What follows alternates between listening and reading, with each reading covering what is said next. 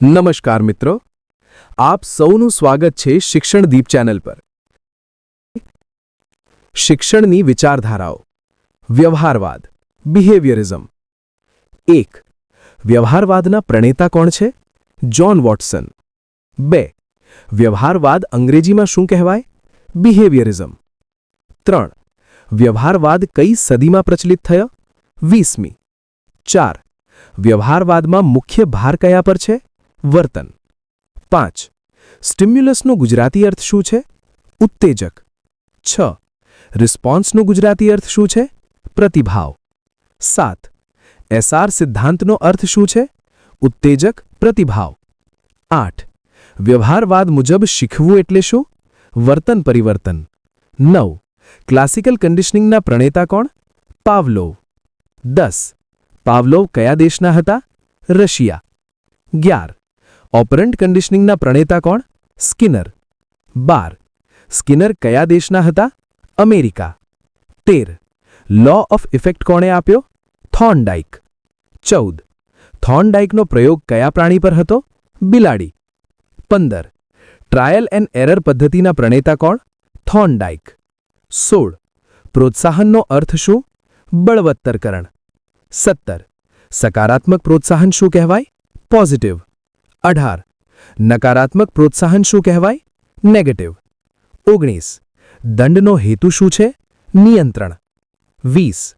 વ્યવહારવાદમાં મનને શું માનવામાં આવે છે? Black box. 21. શિક્ષકની ભૂમિકા શું છે? નિયંત્રક। 22. વિદ્યાર્થીની ભૂમિકા શું છે? પ્રતિસાદક। 23. શીખવાની પ્રક્રિયા કઈ પર આધારિત છે? અનુભવ। 24. અભ્યાસક્રમ કેવો હોવો જોઈએ? વ્યવહાર કેન્દ્રિત। 25. વ્યવહારવાદ કઈ પદ્ધતિને મહત્વ આપે છે? અભ્યાસ। 26. પુનરાવર્તનનો હેતુ શું છે? દ્રઢીકરણ। 27. રીઇન્ફોર્સમેન્ટ સ્કેડ્યુલ કોણે આપ્યું? સ્કિનર। 28. તરત મળતો પ્રતિભાવ શું કહેવાય? તાત્કાલિક।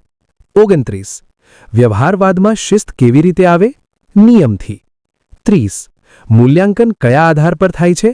વર્તન। 31. વર્તન માપી શકાય છે? હા। 32. વ્યવહારવાદ કઈ દિશામાં વધુ ઝૂકે છે? વૈજ્ઞાનિક। 33. શીખવાની પ્રક્રિયા કઈ રીતે થાય છે? પ્રશિક્ષણથી। 34. વર્તન બદલાવનો મુખ્ય સાધન શું છે? પ્રોત્સાહન। 35. સ્કિનર બોક્સ કોણે બનાવ્યું? સ્કિનર। 36. કન્ડિશન રિફ્લેક્સ શબ્દ કોણે આપ્યો? પાવલોવ। 37. વ્યવહારવાદ કઈ બાબતને અવગણે છે? ભાવનાઓ। 38. શિક્ષણમાં પ્રેરણા કેવી રીતે મળે? ઇનામથી। 39. નકારાત્મક વર્તન ઘટાડવા શું ઉપયોગી છે? દંડ। 40. વ્યવહારવાદમાં જ્ઞાનને શું માનવામાં આવે છે? અનુભવ ફળ। 41. વર્ગખંડમાં કઈ પદ્ધતિ ઉપયોગી? ડ્રિલ। 42. પ્રોગ્રામ્ડ લર્નિંગ કોણે પ્રચલિત કર્યું? સ્કિનર। 43. વ્યવહારવાદનો મુખ્ય ઉદ્દેશ્ય શું છે? વર્તન સુધાર। 45. શીખવું કઈ પ્રક્રિયા છે? ક્રમબદ્ધ। 46. વર્તન બદલાવ કઈ રીતે સ્થાયી બને? પુનરાવર્તનથી। 47. પ્રયોગવાદી અભિગમ કયા વિચાર સાથે જોડાયેલો છે? વ્યવહારવાદ। 48. શીખવાની ઝડપ કઈ પર આધારિત છે? પ્રોત્સાહન। 49. વ્યવહારવાદ કઈ મનોવૈજ્ઞાનિક શાખા સાથે જોડાયેલો છે? મનોવિજ્ઞાન। 50. વિદ્યાર્થીની ભૂલો કેવી રીતે સુધરે? અભ્યાસથી।